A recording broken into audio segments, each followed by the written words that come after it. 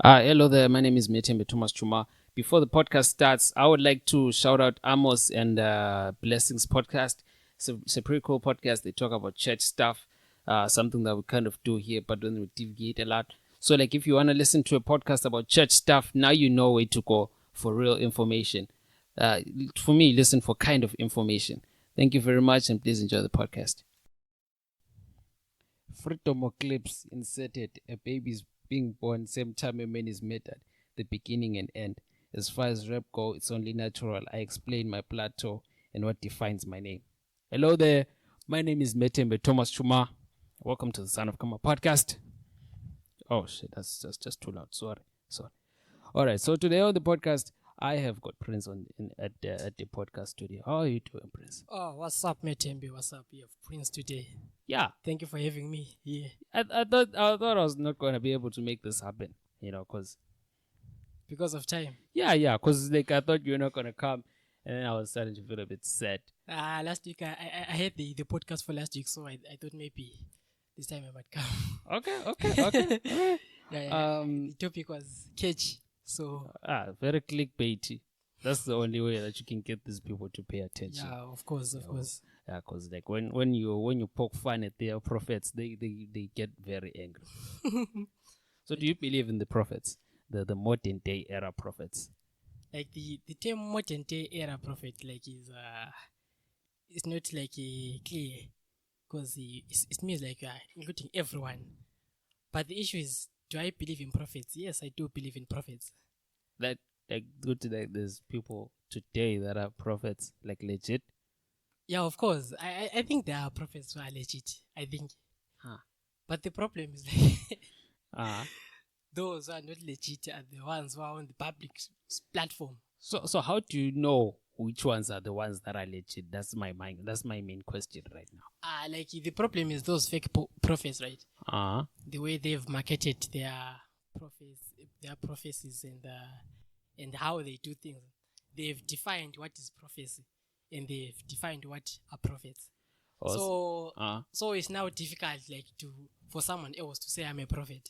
They're the ones that have the mic right now. So, for example, if I can give an example, if someone like can give you like an idea of someone whom you know, like the ID number 75 stroke, what, yeah, then that person will say, he's a prophet. If he can tell you your phone number, tell you where you stay, then exactly, that's the prophet. Give directions to your house, you turn left and what, and then people are screaming, yeah, true man of God. So like these are prophets.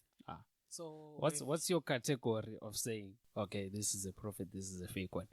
Like if you go like to the biblical definitions of a prophet, you don't have to to tell people their stories, their past, like who was your greatest teacher, like you just have to speak the word of God.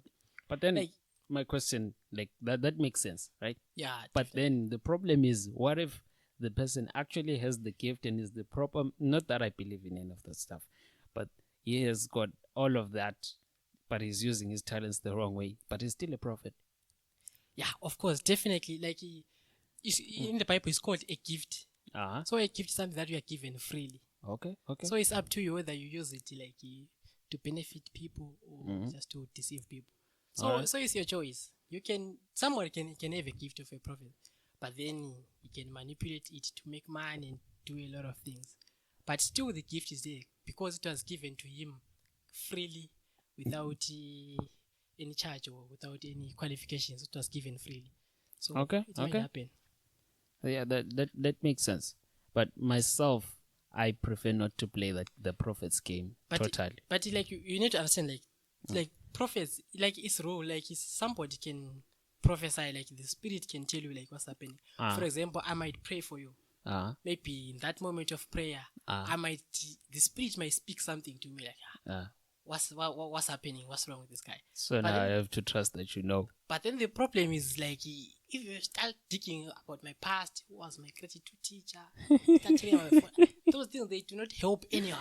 They don't help anyone. It's a question of relevance. Yeah. So you have to discern like does this thing make sense or does it help anyone? Or you're just playing games and drama. It's a reality show, like we said the last time. That's what they're doing. That they just take it as well. For me, and my thing has always been okay. Andrew, the Bible says that there's gonna be times when there's gonna be false prophets and false teachers. I prefer to be like, okay, I'm just gonna assume they're all false teachers so that I don't fall for any one of them. That is what most people do. Yes. If you say you're a prophet, definitely people have that perception that this is one of those guys who just prophesy stuff and where do you live, what are those things. People are going to do that definitely. But it's not even a wise idea for yourself to identify yourself as a prophet. Yeah, it's not necessary. Like it's not necessary. Like it's not about titles and what.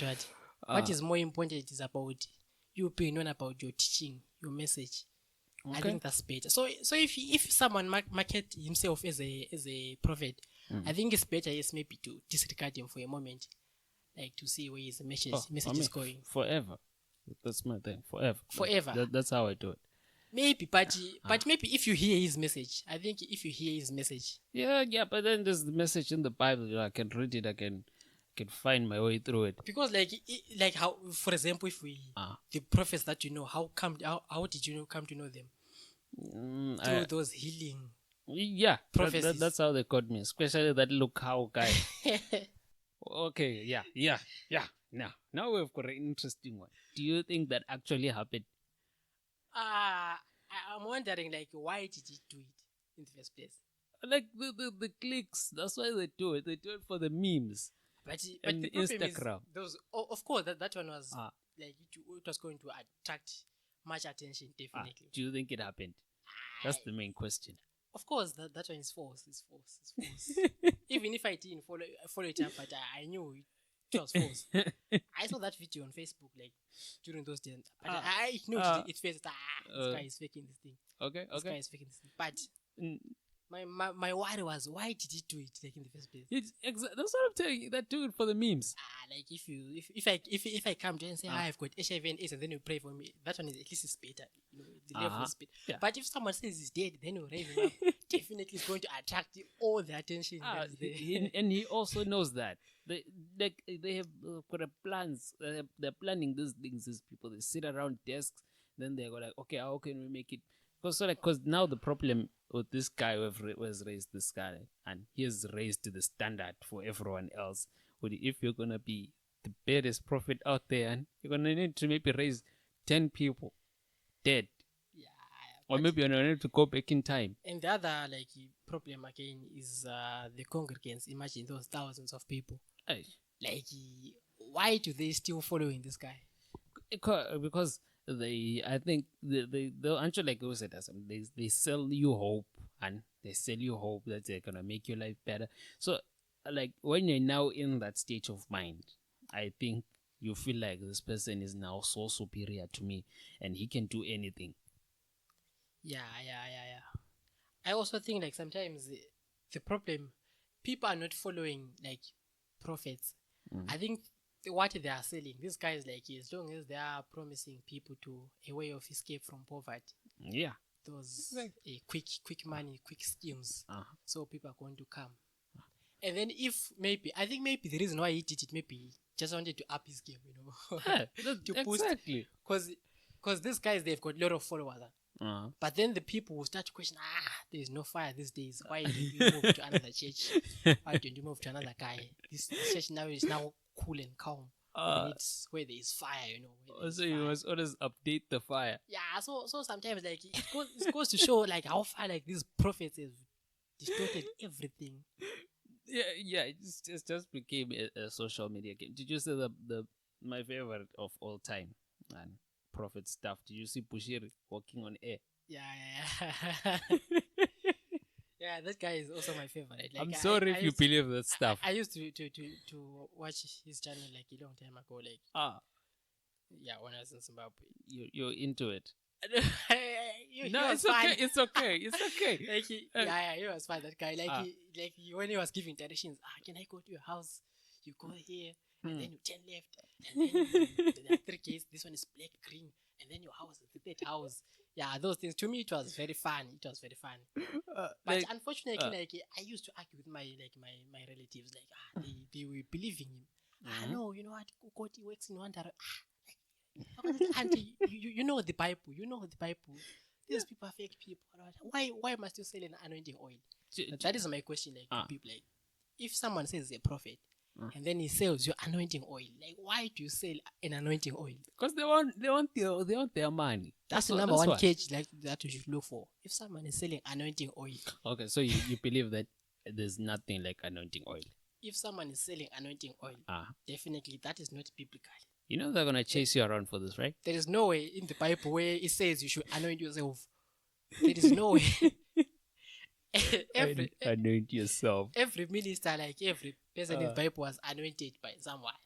Okay. So if you buy anointing oil yourself and then you go and anoint yourself, what are you saying? What if it anoints you? And it comes and then because I think this issue also of anointing, right? I think this should be a government issue. Government. Yes, because if you look at it this way, now you want to bring the government into this. Like if you're selling anointing oil, right? The government should check it first. They should like, test it. How will they know? How? Like, what if maybe especially this time during this thing of coronavirus, I once saw a post where like a pastor or a prophet selling an anointing oil to prevent coronavirus. Imagine this thing could sell right now. It could sell. It could sell.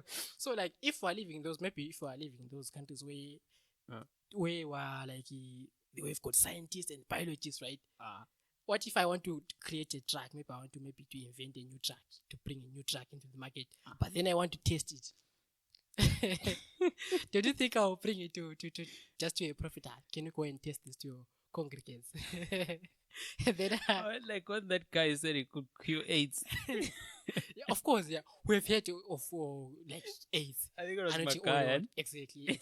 So as the government, like you can check those things. The government shut that one down very fast. Yeah, of course, because this like people can be harmed by these things. So yeah, like that one is a public health issue. You can't do that with people. You can't say you can fix AIDS. So the prophets that are damaging like people a lot. Yeah, because I was watching a video from this other prophet. I say that with air quotes, prophet. And I noticed something. It was an 11-minute video, and I think he quoted 2 verses. But the interesting part about the quoting of those 2 verses, he read like the first verse. He read the first line that was there on that verse, ne? Then he preached about it. He preached about it for like 5 minutes. Then he quoted another one, and then he read one line. And then he said stuff, and people were like, yeah. And if I really think about it, and if I remove the verses part, that was a motivational video. It wasn't preaching. Okay. Yeah. Actually, I think like right now, like in the modern church, we've got 3 kinds of churches.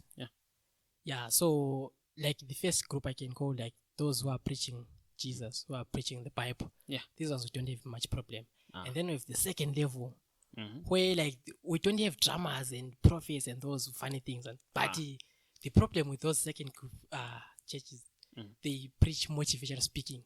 Okay. Yeah, but there are no dramas and prophets, but they send a message, motivational speaking. Yeah. Like I heard a video, like an audio by another, I don't know, he's a pastor or what, but he took a story from Luke, where Jesus was healing a man who was sick, was brought by his 4 friends, like from the rooftop. So this guy said, look at these guys, 4 friends, they had faith, 4 friends. So imagine if you take that story, right? You start talking about friendship. You must have friends who are praying, friends who are believing. So like this is a motivational story. The point of that story in the Bible is not about friendship and what. But the message, if you're talking about friendship now, yes, the message may sound nice to people and people might enjoy it, but it's not the doctrine. That's not the doctrine. Okay. So that's the problem with these kinds of churches. And then definitely we have the third one, where there are a lot of prophets and a lot of funny things. so like funny things, like those who like motivational speaking, right? Many people go to those churches, like I believe they are good churches, but those people are in those churches, right? When they hear motivational speaking a lot. Mhm. They fell short, like with the doctrine of the Bible. They have Okay. less information as far as the Bible is concerned. Uh-huh. So it is only a matter of time for them to fall into those prophets, because they now need They need fire. in fire and those things. Just because they're not even taught doctrinally, you can't even discern whether this is a good prophet, this one is a false prophet. That's because they've been taught about friendship and what you must have So good what is friends. this fire? So What is this fire? What is it? Like, Is the I fire the Holy Spirit, or like the fire is just a weird thing? It's just the certainly don't drama. know. I don't know whether it's That's the drama. Some excitement. people are saying maybe Go to there's no fire. there are sketches. That The I don't church- know. The church But had no but fire. you need to realize that there's belief and facts. Uh-huh. Two things that are running the world: belief versus facts. But beliefs are more important than facts. No, I would argue to the contrary. I would argue to the contrary. Okay. Ah. Okay. Let me Well- ask you a question. Then. Ah, Do you drink water? yeah, I drink water. Yeah, How many liters per day? I'm not sure. But maybe like around one. Why one? But like according to facts, Uh-huh. like you're supposed to drink how many liters per day? I don't know. I mean, At least 2 liters, right? Yeah. Those are facts. yeah. But why do you drink one? But yeah, that one is subjective. And that's a subjective statement. But you need to realize, like, Mm. people are motivated by beliefs Uh-huh. more than facts. Yeah, people Like, don't care about facts. For example, if you are going to a doctor, Uh-huh. do you go to a doctor because he has got PhD? He started in this university, which is like he's very intelligent, or No, you just go to a doctor because you heard about him by your friend. He was a nice doctor. right? I assume that he knows what he's doing. So you go according to your beliefs, not according to his No, certificate. like my like that one, and like you look at the system, and the system wouldn't allow this guy to do this crazy stuff if he doesn't. So I've got like that faith in the system, and it's based on a fact that the state won't allow you to practice medicine if you don't have the degree. You see what I'm saying? So like there's no belief that is there. I know why I'm going to the guy. You see what I mean? Okay, let me throw another one. Like Ah. smoking. Smoking. Are there any benefits to smoking? You could argue that there are benefits to smoking. No, this is a matter of beliefs. Huh? This is a matter of belief. Yeah, I think there are. They believe that no, like if I do this, like I'm gonna feel better and what. But if you go scientifically in terms of facts, Ah. it's more damaging. Yeah, but then I think they have reasons why they do. Because like there's Beliefs. there's the effect of the nicotine. Do you know the nicotine? I know. Yeah, like you could say it's something for heroin. Yeah, well, which is like heroin. It's definitely gonna make them feel good. It's a fact. You see what I mean? They don't believe. They know, and because they've done this thing several times. Okay. Let's leave it. Ah. Ah. But like as a prophet, right? You can manipulate people Yeah, it's into beliefs. Ah. Like for example, people right now they believe like the prophet more than the Bible. yeah. He's a man of God. Yeah. If you try to say this, no, don't go against the man of God. People are now into those things. Man of God. But then, that's my thing. Like, how do you know? Like, he's just some guy. Exactly. And unfortunately, like especially in our African culture, like in Africa, like religion was imposed on us. Yeah. So we never got to question religion. That's what I'm doing these days. So exactly. So you never find something like apologetics in Africa. Like is Christianity a true religion? You never find it in school. You're taught so little about Islam, so little about other religions. You don't find atheists in Africa too. You don't Like really find them exactly. like You very minimal. So it was never questioned. So people never got to question. And your pastor in Africa, even if you go back, it's very difficult to question him. Yeah, like right now, I could ask them questions. Imagine if you question your pastor, right? And you know that your parents are also going to that church, maybe they're elders. And they're asking him for advice. So how are you going to question your pastor when your parents are elders? A friend came to me like he's questioning the pastor, right? But then his parents are elders. So how are you going to disobey your pastor? Because if you do that, your pastor will go to your parents. and tell them, "What? Hey, that boy is misbehaving. why is your kids asking me this?" Exactly. The boy is misbehaving. He's out of the line. Can you put him straight? Yeah. So maybe that also goes to asking your parents questions too. Because I think my dad may be listening to this. Dad, I've got questions for you. What if they don't know? Huh? What if they don't know? Yeah. Like that, like the intent behind it isn't to find out if they know or not. The intent behind it is to trigger the curiosity that I also have, so that they can relate to that too. I think that is the most difficult task that you can do as an African Christian, like to question your parents. Like, I'm gonna do it. Dad, the questions are coming for you. Be ready. I hope you're ready. Because I think last year I was asking my mother some questions like, why do you believe this? No, the pastor said this. Like seriously, no. So you're questioning the pastor now? No. Of course, he has to be questioned. Yeah, he's just a man like you. Yeah. Me. So, but if you can get to question your pastor, I think maybe it's better. Yeah. But it's difficult because, like in Africa, questioning the elders, right? Questioning anyone, it's like a challenge. Yeah, challenge to authority, challenge to leadership. It's time to challenge. It can be disrespect, so you have nowhere to go. Okay, so I'm gonna have you again next time. I hope you can come again next time. So this has been the Son of Koma podcast. My podcast converses to the preachers in the church and the heathens in the streets. Whether you're fresh at the mall or dirty at the corner, I speak to them all. I am the Son of Kama. Thank you. Sure.